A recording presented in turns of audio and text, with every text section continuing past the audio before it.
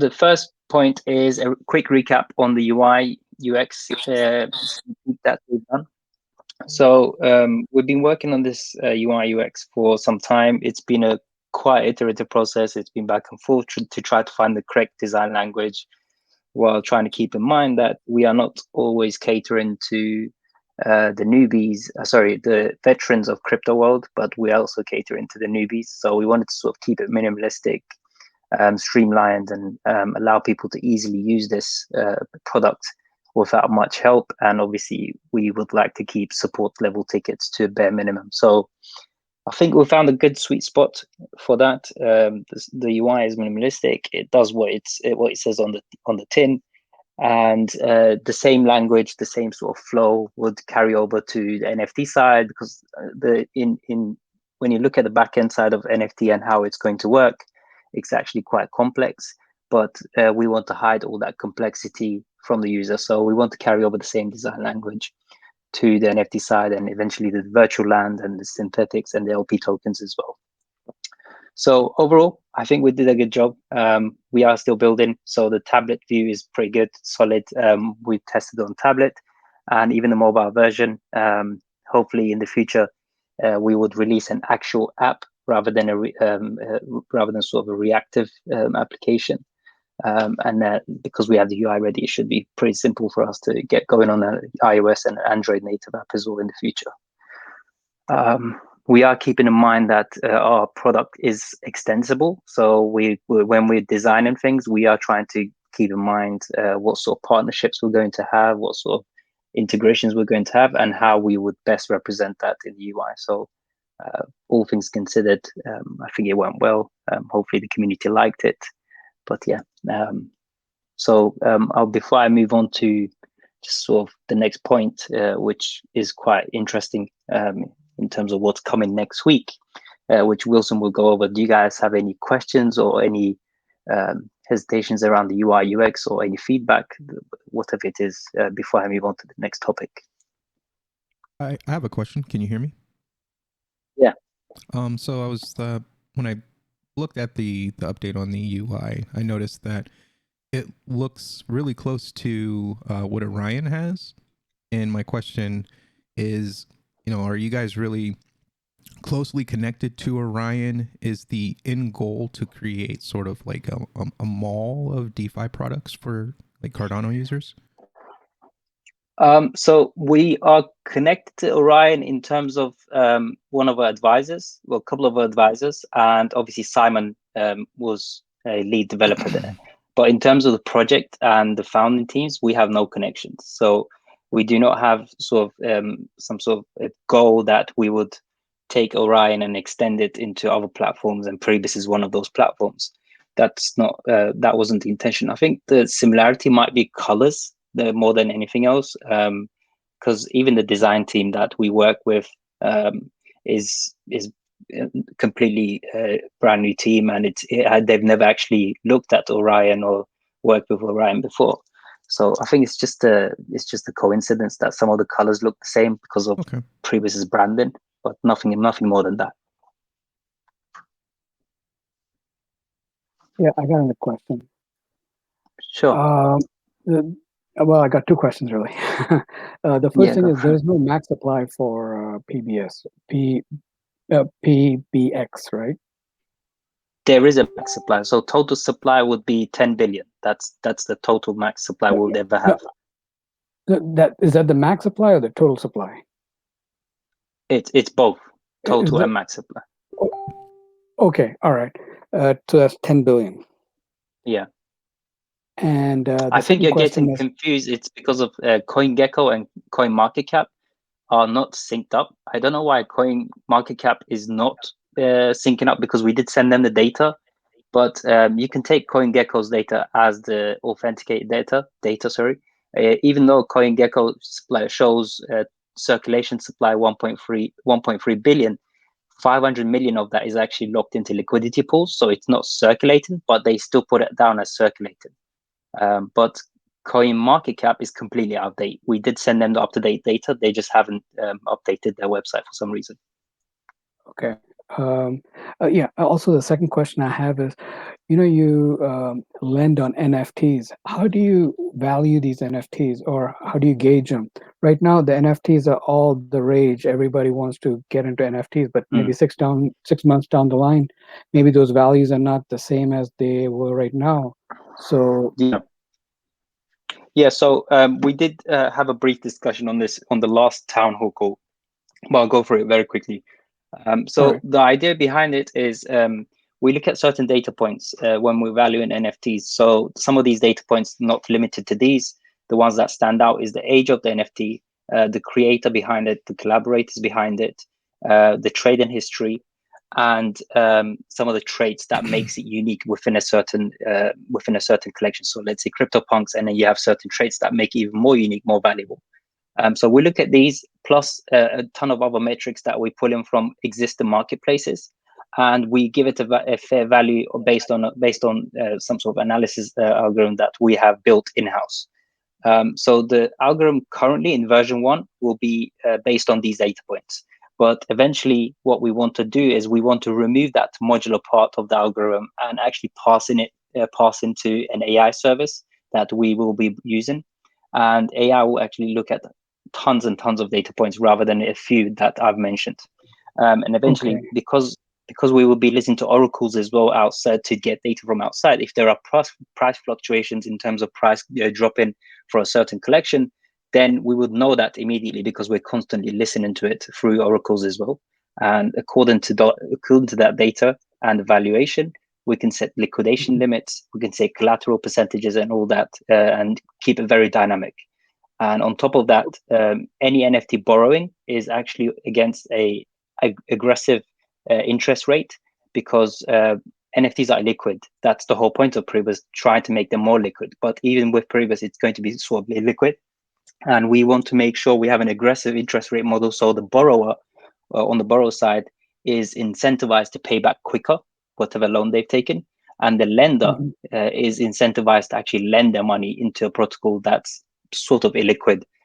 So we're trying to find a balance by keeping things sort of level and trying to keep a good fair playing ground for both borrowers and lenders. All right, thank you, sir. No problem. Okay, I'll just move on to the next topic. So I'll leave this topic for Wilson to go through. It's about the burn program and some of the stuff that's coming up.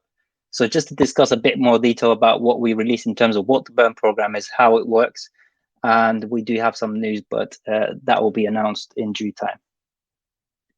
Wilson, do you want to take this section? Yeah, sure.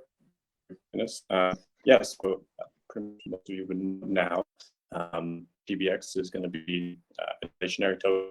So we released news 2 weeks ago to announce that, and essentially we're going to be taking a percentage of the PBX has been actually traded in the last month. The percentage of that is going to be. Excuse me, Wilson. You're breaking up. It's hard to hear you. I'm not sure. Is that the same problem for everybody else, or is it just me? Problem for me. Yeah, it's a bit choppy. I was a bit choppy. It's with a low. Wilson talks with a very low tone. If you've seen his videos. Oh, okay. All right. That mixed with my connection. So I'll and No, it's definitely your connection. Wilson, you're a bit choppy. We can't hear what you're saying. Do you want to try reconnecting? Sometimes that helps. In the meantime, I'll give an introduction and you can jump on once your connection picks up. I'll take that as a yes because he's breaking up.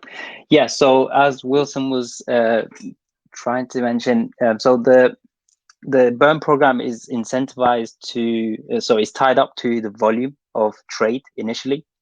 So the idea is that the more PBX is traded over a month, the more tokens are burnt. So that's obviously a good incentive for both the community to trade more of it, and I actually increase the burn amount on month end total PBX. So we will we'll be burning more. But on the other side, on the flip side, if we want to get listed on bigger exchanges, one of the requirements of these bigger exchanges is that the volume increases. So it's a win-win situation, not just for the token circulation supply drop, but of course, obviously opening up doors for us to get listed on other exchanges. Of course, we're not going to discuss any exchange listing that we may be chasing, we may not be chasing, but the idea is that it's a positive feedback loop initially in the version 1.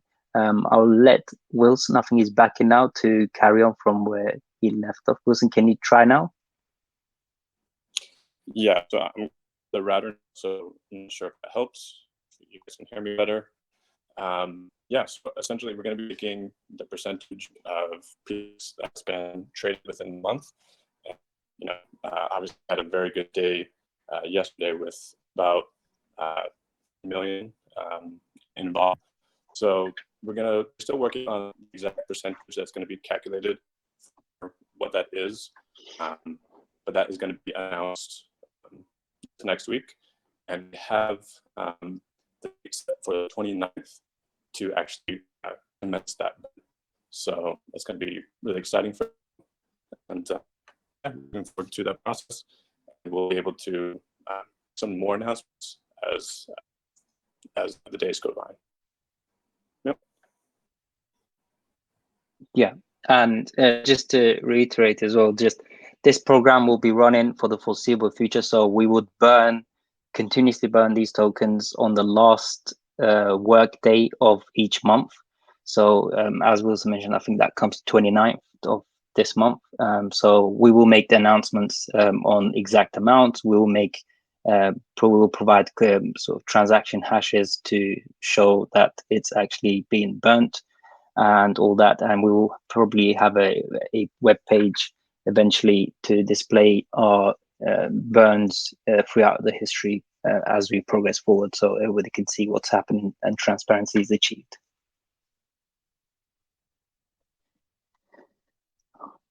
Okay.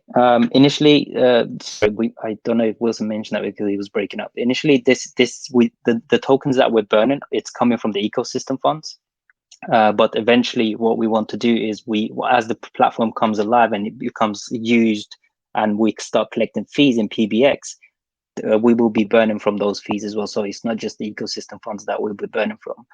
We basically burn from wherever possible without, of course, causing hyper deflation as well, because obviously we need the tokens to a certain extent so that we can expand the project and its network outreach and have enough tokens to reward our loyal users.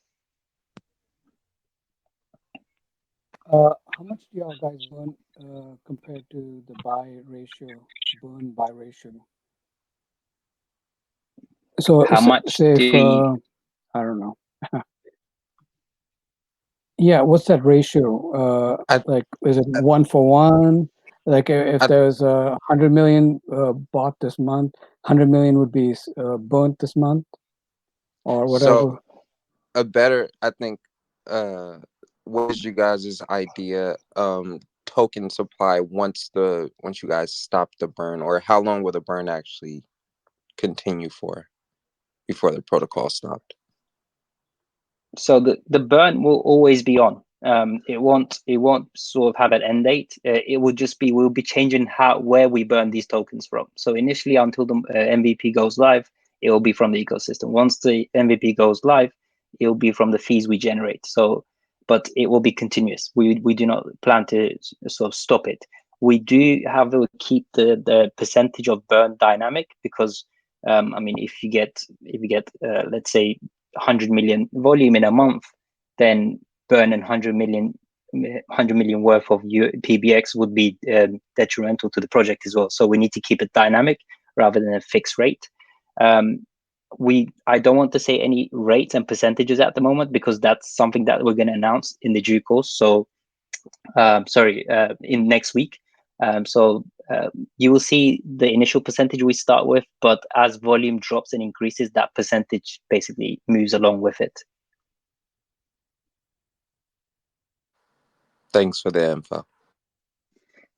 Cool. No problem. Any other questions on the burn program, how we plan to operate it? I have Okay, a question cool. about like when Yeah. is this going live immediately or is this like down the road? This is going live immediately. So the first burn will be this month. So Okay. next week there will be a burn. So technically, if you're trading today already and contribute to the trading volume, it will reflect end of next week. Yeah. Yeah, end of next week. So is it better if we kind of take profits as we go along and then buy more so that burn will be even more effective?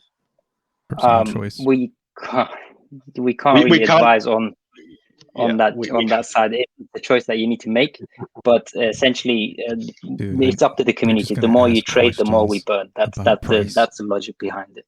People are so yeah, annoying. even if people trade with bots through their different accounts, like what matters to us is the trading volume at the end. That defines how much we burn.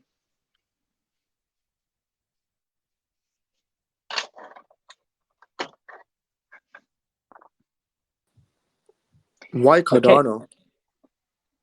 Why Cardano? Okay. Yeah, good Cardano, question. yeah, it is a great question.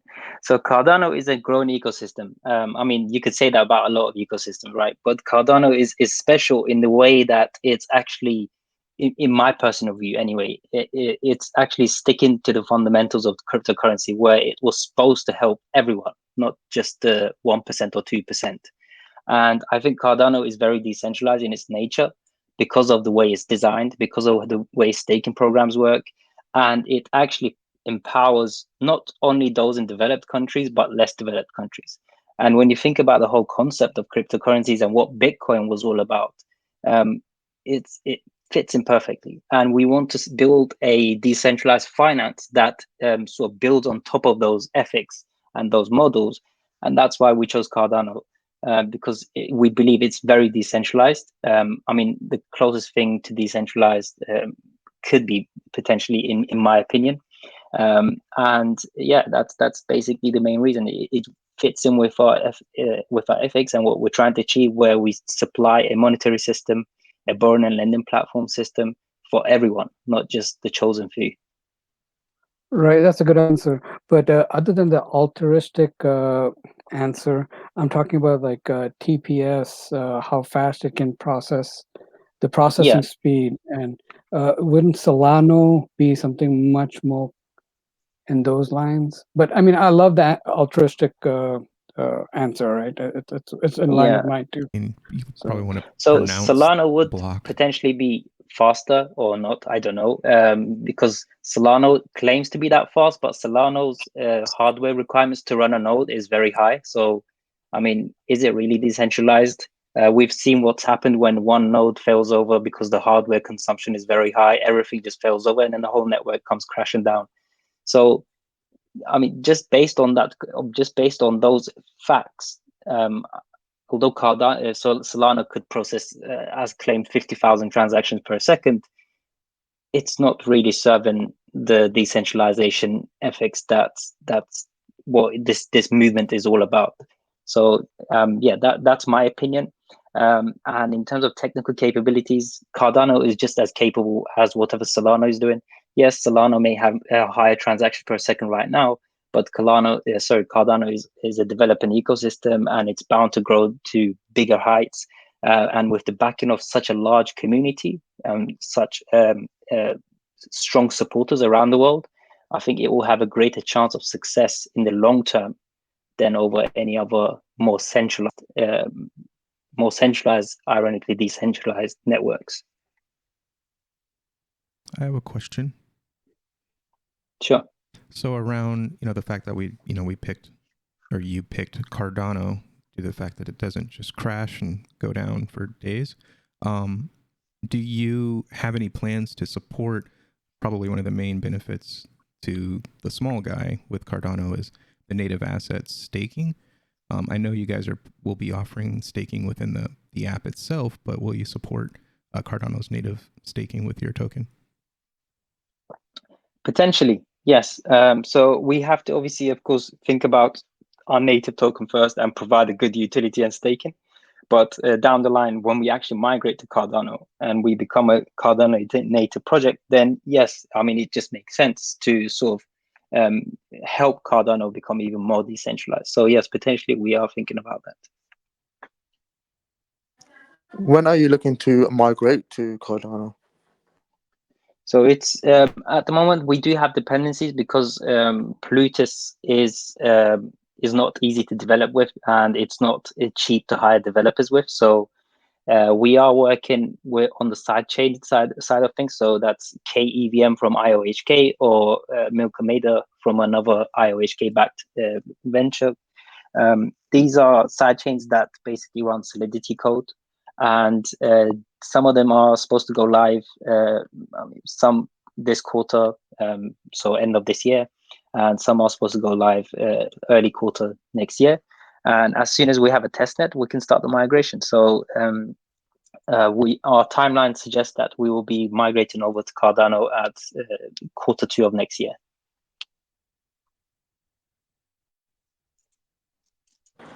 Thank you. No problem.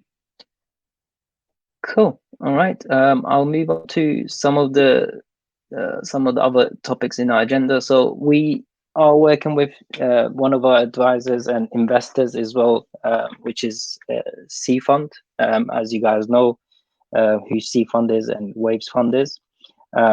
We are working closely with them. We do sort of interact with them on a weekly basis to maximize our potential and our outreach. But they have been very helpful, so I would like to thank them from this live chat if they're listening or if they listen later on. And yeah, they've been very helpful till date. We are working closely with them, so we just wanted to put that out there and give our appreciation live. But Wilson, do you want to add anything on that side, or Simon?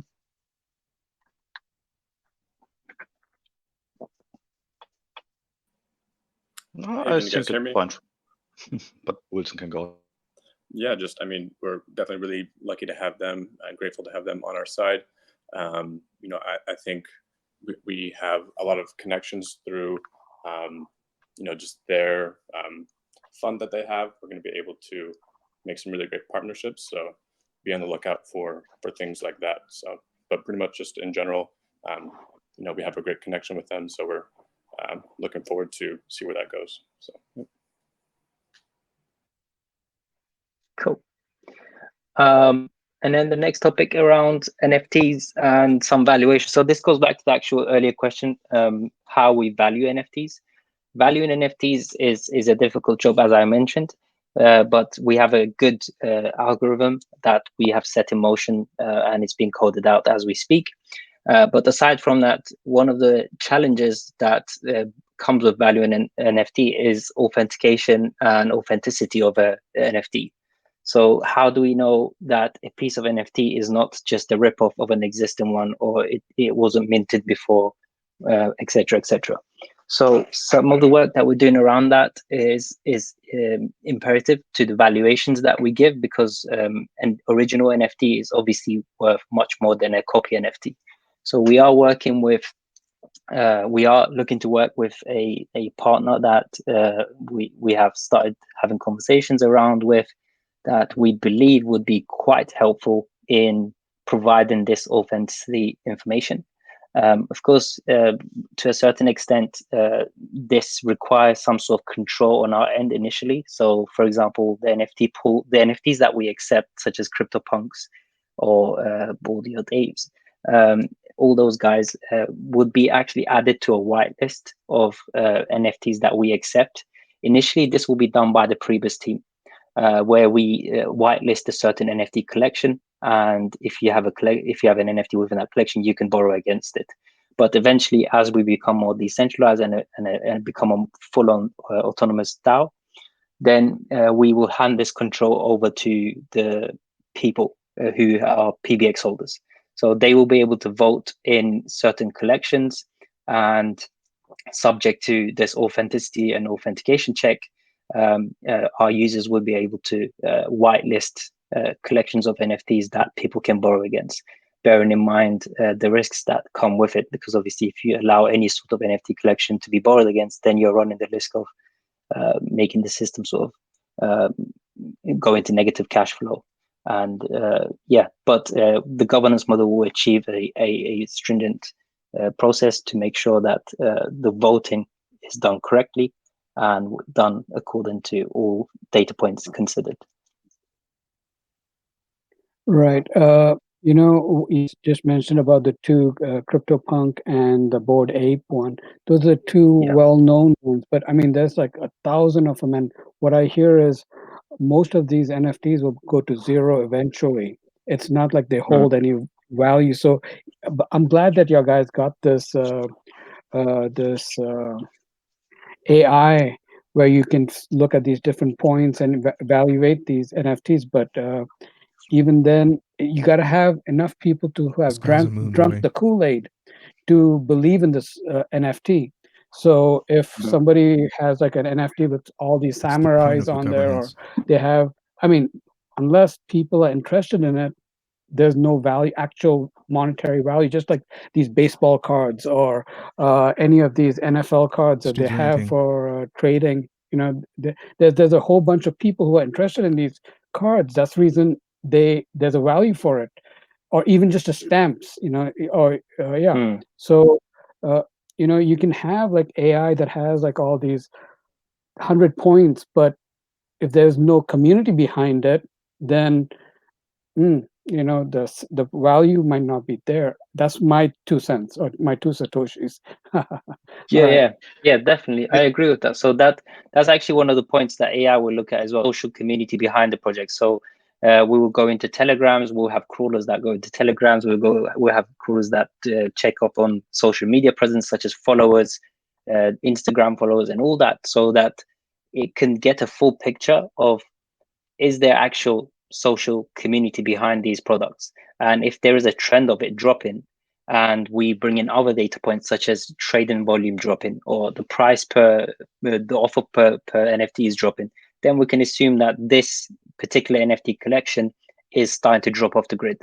So in that sense, when that happens, then our aggressive interest rate model kicks in, and the collaterals change, interest rate models change. So we incentivize people to pay back quicker and all that stuff.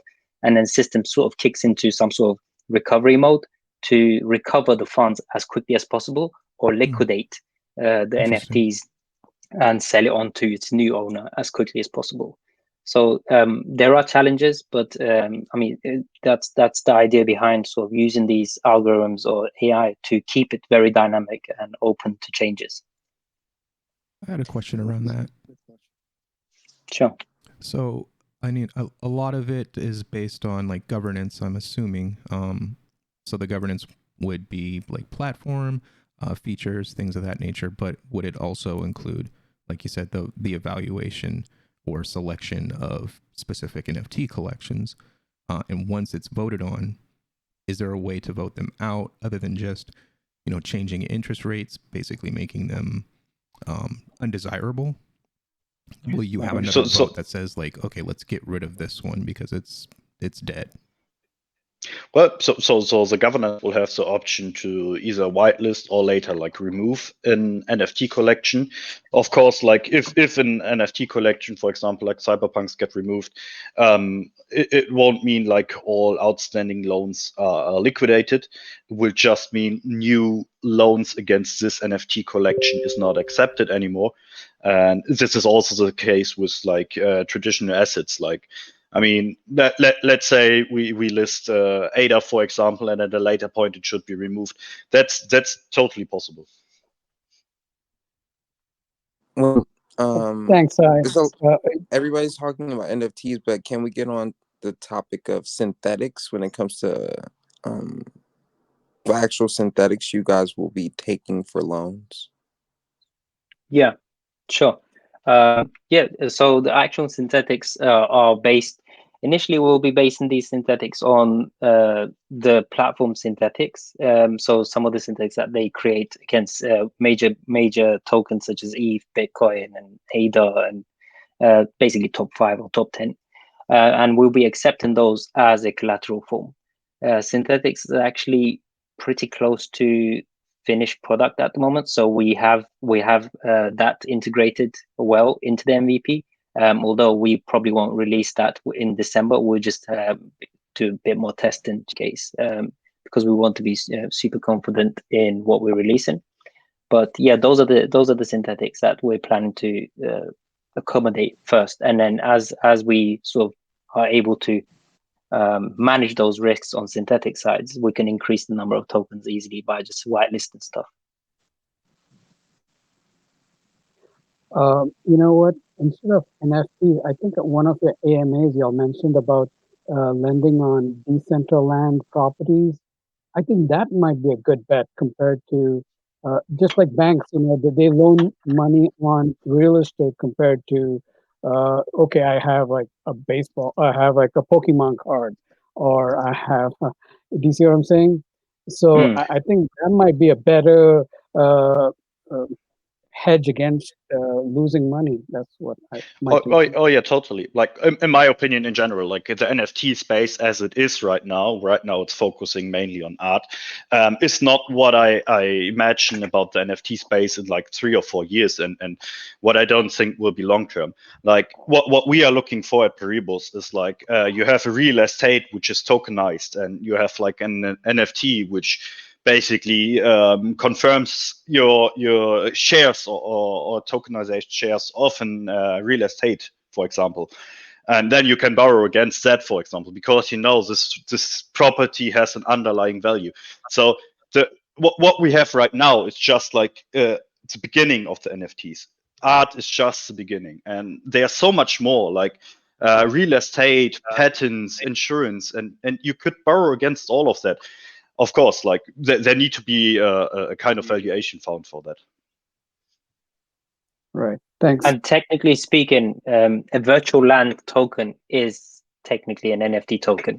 So by default, when we start supporting NFTs, we are by default able to support virtual land. Just we need to change the parameters on valuation, etc. But the technology behind it and how it sort of works in terms of deposits, withdrawals, all that stuff, it's identical.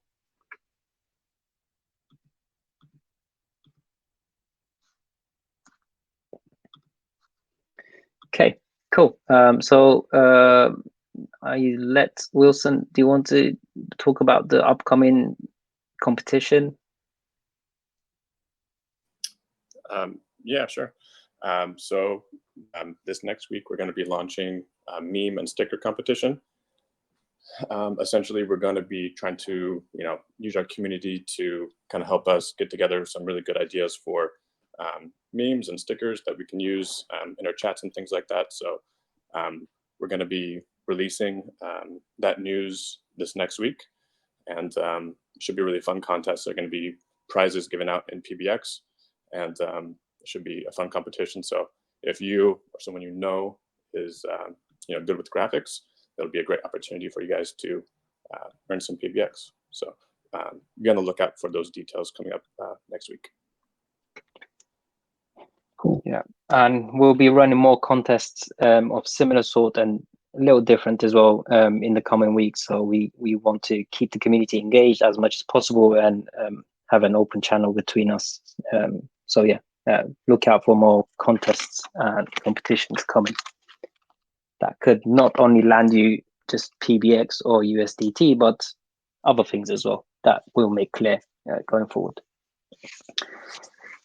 Cool. And then the next topic that we have is staking. So there's been quite a few questions around staking. We are working on a staking solution. It's a single-sided staking, so which means you stake PBX, you earn PBX. We will release the details in due course because it's under heavy development right now. I don't want to say too much, but it will be native staking as in PBX through PBX ERC20 token for now, and then eventually, of course, when we migrate to Cardano, we'll transfer more over to the Cardano side, and you will be able to do it through our website, Paribus.io. But the details on return rates, all that will be announced in due course. So keep tuned in the channel, and then we will release a Medium article with all the details, and then we could have another bi-weekly conversation to ask questions around that too. Any questions around staking in general, or should we move on to the last part? I have a question about custody of Sure. the staking.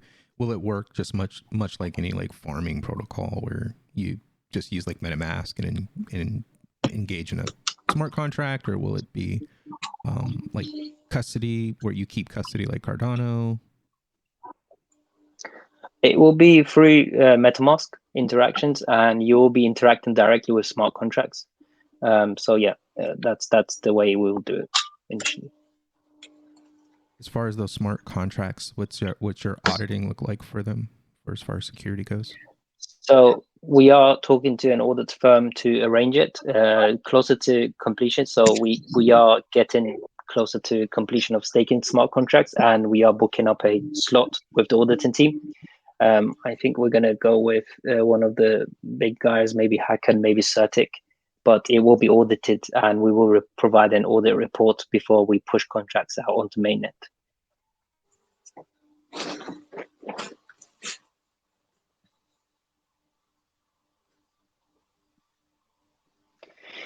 Okay, and then last piece of thing that I want to mention is around some of the future things that we're thinking about, Paribus.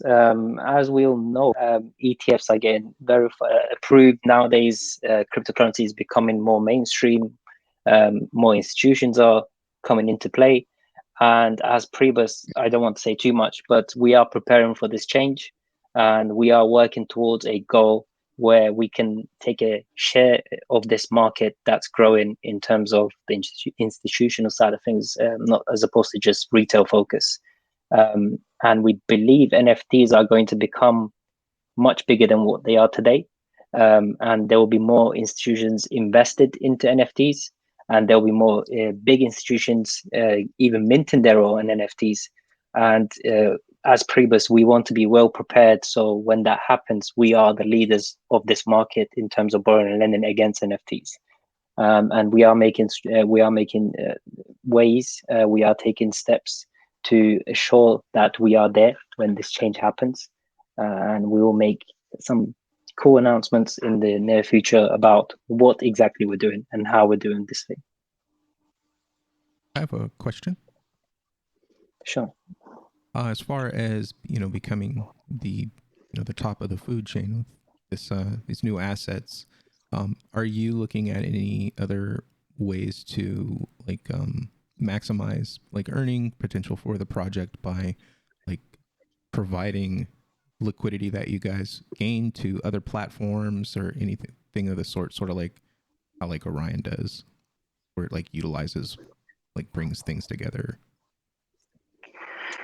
Yeah, so in terms of liquidity, I'm not sure, but we do have plans to expand Paribus so that's integrated with some NFT marketplaces. So, for example, if we can integrate with some of the big marketplaces out there that allows people to buy and sell, and as soon as you buy, you can start borrowing through this integration of Paribus, then that would be pretty cool, and we will expand our reach quite a lot, and it would become an additional avenue for NFT buyers to, rather than just holding and waiting for the price to go up, they can immediately buy and immediately take out a loan if they need to, without ever leaving sort of the same page that they're on. So yeah, that's one of the thoughts and one of the ways we want to expand Paribus outside its own product and sort of web page, web app.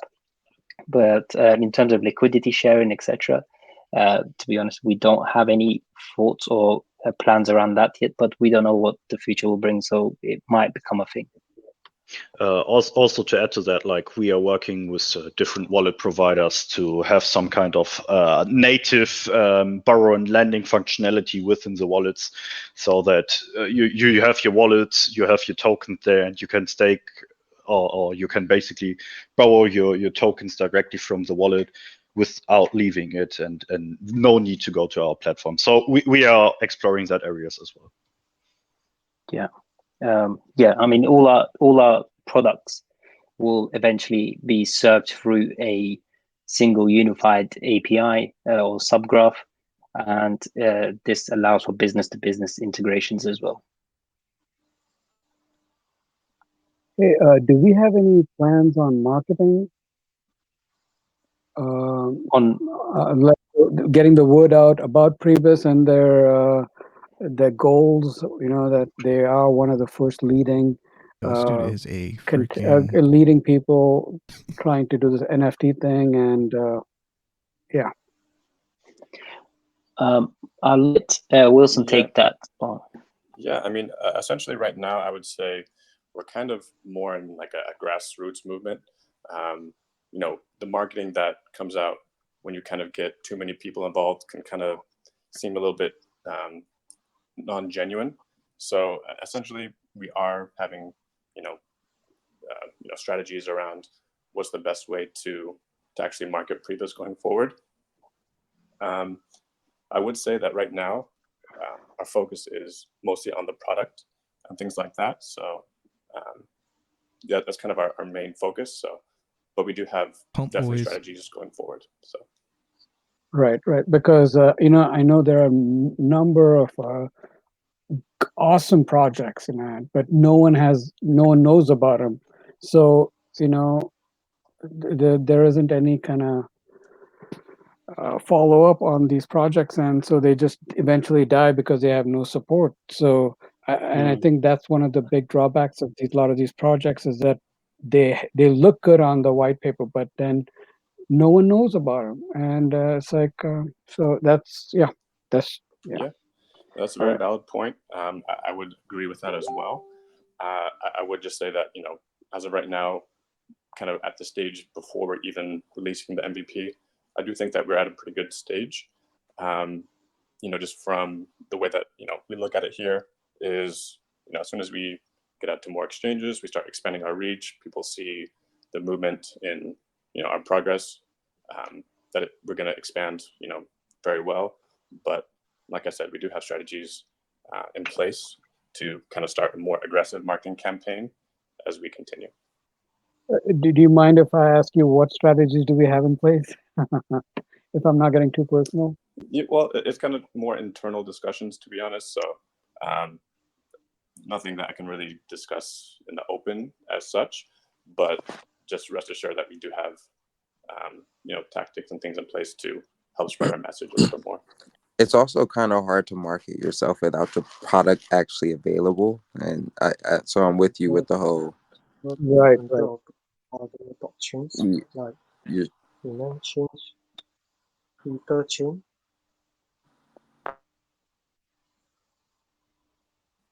Sorry, Dennis, were you saying something? No, I'm not saying anything.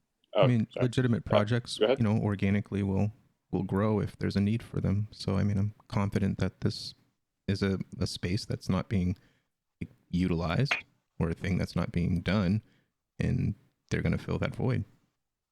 Right, and we'll get first move advantage over there with the NFT thing. So no one's doing that. So all right. Yeah, and I mean, just yeah, go ahead. I was just going to say that eventually we're going to have our product kind of speak for itself, do the marketing for us. But like I said, we really are mostly focused on designing the product and being with our community and answering questions and things like that at this point. So yeah.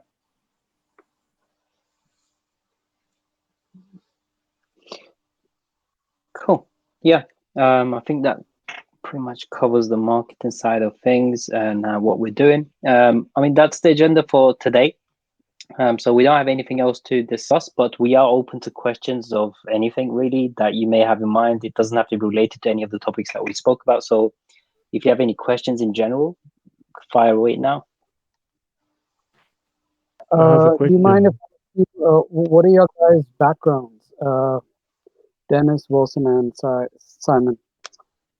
Sure. I'll start mine. So I've been a software engineer, although my current role is CEO, I've actually been a software engineer myself for 10 years.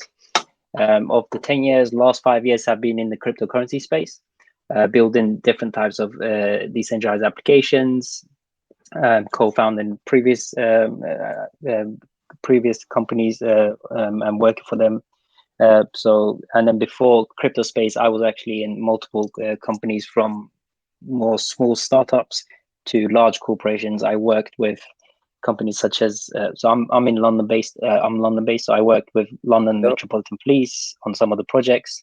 I worked with Thomson Reuters to serve financial data.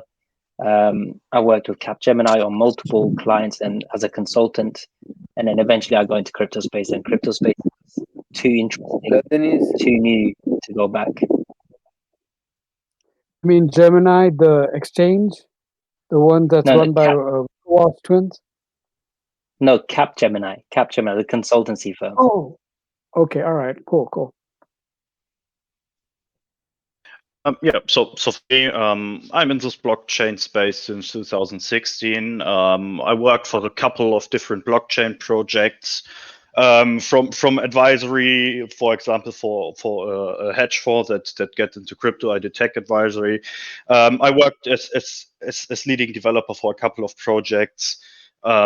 Then most notably, I work as technical lead for Orion the past 2 years, and yeah, now I'm here.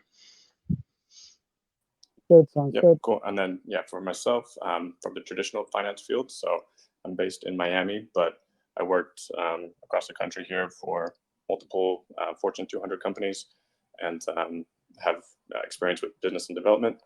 And yeah, I started investing in crypto about 2015. So I've been in the space for a while, but kind of my first role in an actual company. We definitely have a great team with me here. So. Thank you, sir. Do you guys trade in the market? So, to this day, more so speaking, like at this moment in time, do you guys still trade in the market? So I was trading actively in maybe 2017, 2018. And then, you know, what happened in 2018, we all got wrecked. So I was one of those that got wrecked. And since then, I haven't touched trading. I've just been building. So yeah, I don't actively trade at the moment. Yeah, so for me, it's like it always depends on my availability, but mainly focusing on like the top currencies or NFTs right now. Like I'm heavily looking into the NFT space, upcoming collections, buy some of them, sell them later. Even as stupid as it sounds, sometimes like I catch myself to trade 1 or 2 meme coins, which in the end never ends out good. So no financial advice, but I'm always advising against these meme coins. But yeah, that's what I do personally for trading. Yeah, I wouldn't say that I do day trading or anything like that for sure. More like a long-term holder. But yeah, it's I kind of, with all the volatility of the crypto market, kind of, you know, it's a little bit too much for me to be looking at it every single day. So kind of more just set it and forget it. That's more my strategy.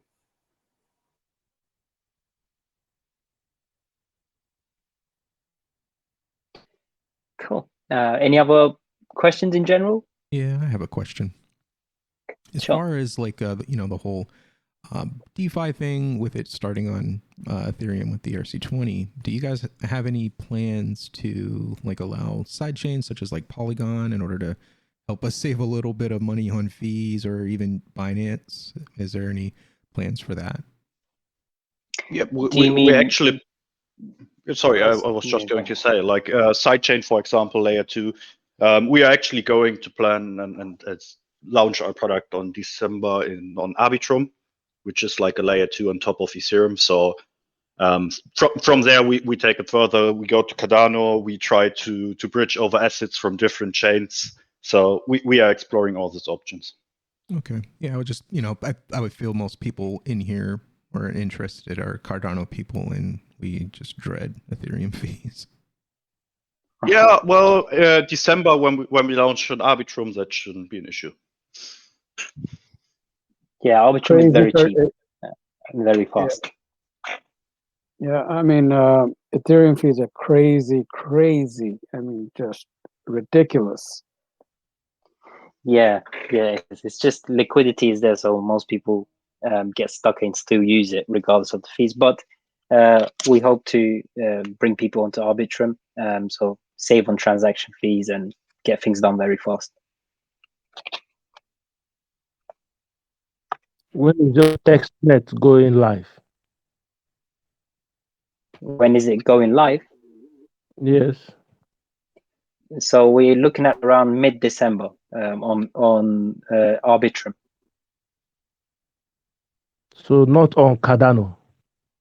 Cardano is Q2 next year. Okay. Was this is gonna sound weird, but was Cardano a selling point basically? Because of course, it's in the plan, but Cardano does have a very strong community, and I think around that time, smart contracts had kind of came to fruition. So did that kind of play into the marketing? Well, the initial goal was that we already launched like Q4 this year on Cardano sidechain with the KEVM sidechain. But while we were already heavily into the development, we were noticed from different sites that the KEVM won't be the biggest focus from IOHK anymore, and this will be delayed. So that's why we had to adjust plans and go with Arbitrum. Otherwise, we would be already end of this year on Cardano. Got it. Yeah.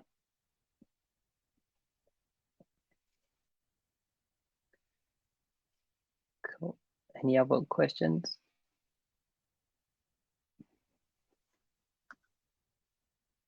Okay, I guess that's that for this week. We'll speak again. Oh, there's a question from the group. Oh, no, that's a DM. Sorry, never mind. Yes. So there was a question in my DM that says, "Will we be able to interoperate with other blockchain, Binance Chain, Polygon, etc.?" The answer is, when we move to Cardano, yes, we want to build bridges with many chains. Initially, for the MVP, we'll be on Arbitrum only, and of course, Arbitrum is a layer 2 to Ethereum, so by default, Ethereum to bridge over tokens. But once we move to Cardano, yes, we'll be bridging over to many chains and trying to bring in liquidity from other chains onto Cardano itself. I have another question, and it's okay if you don't want to answer. Yeah, sure. Go ahead. Nervos, they're very popular now, and people are kind of looking at them. Are you utilizing anything like that to support multi-chain? So it's an interesting thing that you brought up, actually, because Simon brought Nervous up, I think last week it was, and we are reaching out to them to potentially make use of their technology. So yes, it's something that we consider. I'm good. Boom.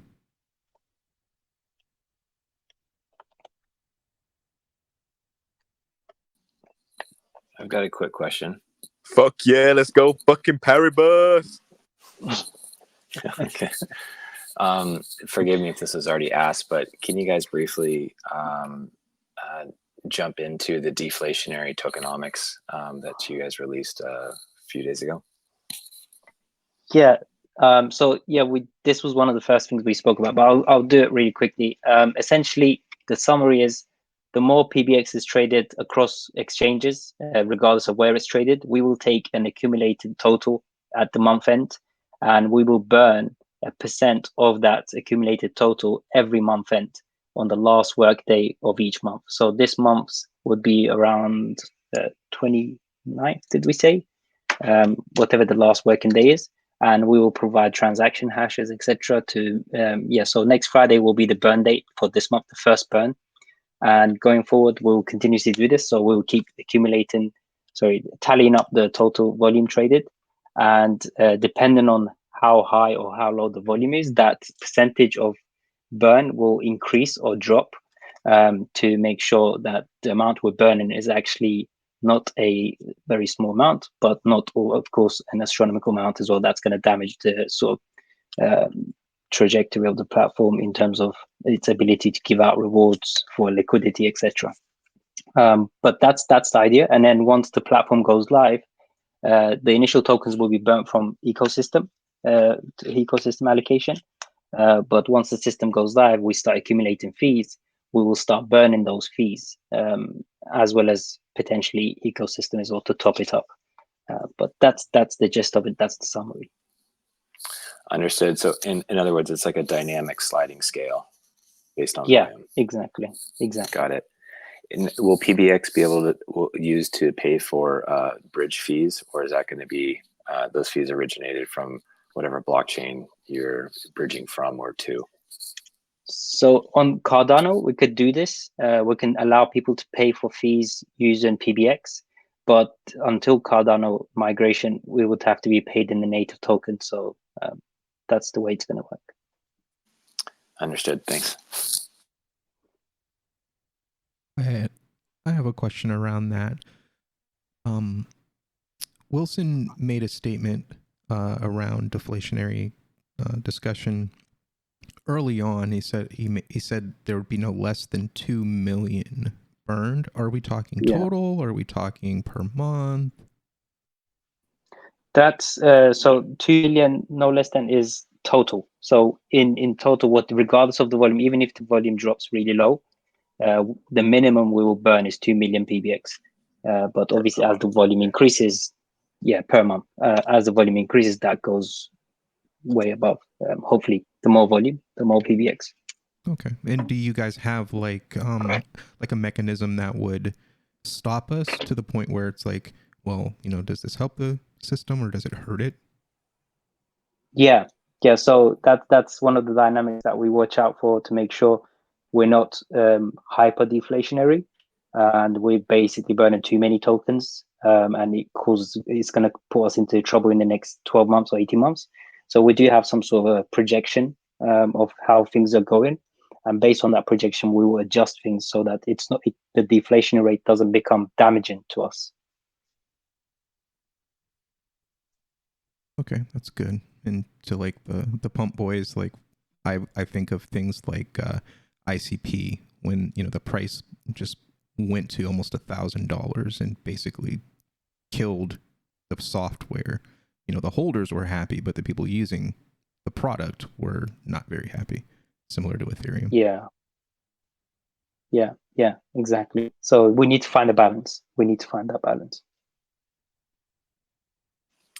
Somebody requested I ask the following question about plans with listing with Binance or Robinhood. Unfortunately, we can't comment on listings until they become actual things, because if you start commenting about them, then even if we're actually going to list, just because we spoke about them pre-listing, exchanges tend to get annoyed and they cancel the listing. So we will not comment on any exchange listing or what we're working on behind the scenes until the very day or a few hours before actual listing happens.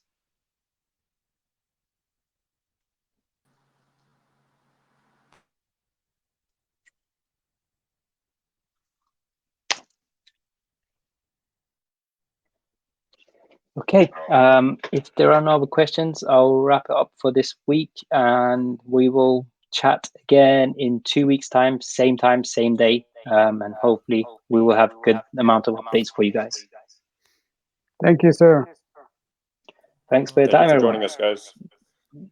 Okay. Can I have a Okay, question take care. yet?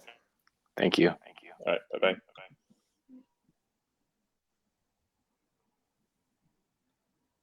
Hi, guys. Do you hear me? Yeah, I hear you. Just before I leave, go on. Actually, I just got this question. Is it possible to make cooperation between Binance Smart Chain project and your project, or is it a bit far away from now? At the moment, it will be difficult because we're going to be on Arbitrum, and there are no bridges direct, as far as I know, from Arbitrum to BSC. Mm-hmm. So maybe if there is a bridge built, because we're not thinking about building that bridge ourselves, but if there is a bridge built, then yeah, that's a possibility. Uh-huh. And any cooperation between Binance Smart Chain project? Let's say it's also about synthetics, and you and that project share a similar interest and similar theme. Maybe cooperation in marketing is possible, or not really? It really depends. I mean, if the project that we're talking about is able to bridge between Arbitrum and our BSC, and we can realistically make value flow unilaterally, then it would make sense. But if we can't actually integrate with their system and they can't integrate with the system, then it doesn't make much sense to start having a partnership and marketing and all that stuff. Yeah, okay. Yeah, I'm just asking, wondering. In case it's possible, can I DM you? Yeah, sure. Okay, thanks. Okay, cool. Right, thanks everyone. Oh, sorry, one last thing. sure. NFTs, I feel personally will lose their momentum at some point, kind of like how it's a collectible at the moment. So it's like a Pokemon card, I would view it like. When they first came out, they were sought after, and then after some years went by, they kind of lost their run, and then of course, after some time, they become like a novelty again. Do you guys have any idea when it comes to NFTs on that? Like, how do you guys feel the NFT momentum is going? I personally think NFTs will be more than just a momentum or just a hype train, because right now NFTs are very limited in their usage and how they're used. So we're talking about art or we're talking about GIFs and animation, but when we think about the possibilities of tokenizing anything that has value, I think the doors start really opening up and the potential for NFT really grows. So I don't think it will lose its value. If anything, I think the use cases and the scope of NFTs will continuously increase so that they become something solid and it becomes into actual business rather than what people see it today as a hype train or a meme.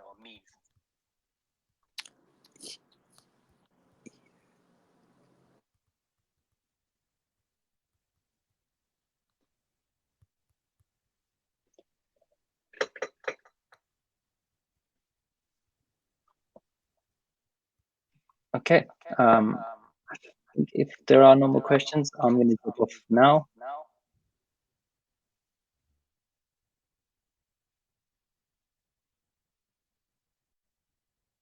Cool. All right. We'll speak again in a couple of weeks, same time, same place, same day.